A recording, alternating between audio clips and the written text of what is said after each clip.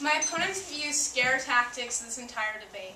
They have given you little statistics, and they argue that euthanasia will free up hospital beds and add to the American ideal of freedom, which is ungrounded, especially considering freedom, life, liberty, and the pursuit of happiness is, of course, the clause that we cannot alienate. Regardless, Kat mentions that there have been no lawsuits in Oregon. However, Oregon is an outlier. If we were to legalize euthanasia across the country, could you imagine the mistakes that would inevitably come to occur?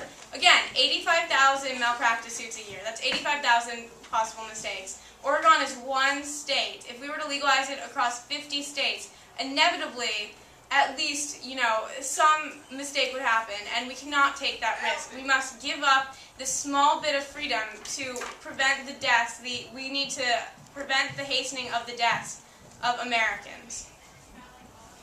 Again, they also mention that it frees up hospital beds, which is a terrible reason to implement the system. We cannot pressure patients to choose euthanasia.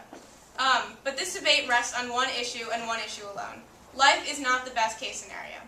And in some cases, it's actually the worst case scenario. With even the slightest chance that this proposed law would take advantage of Americans across the nation, we would have to reconsider. However, due to the extreme possibility of abuse that legalizing euthanasia would cause, we must keep euthanasia illegal. We must protect our citizens. We must not allow Americans to be taken advantage of. And we must keep euthanasia illegal. Because in the end, it boils down to this. How much is a life worth? Thank you. Vote negative.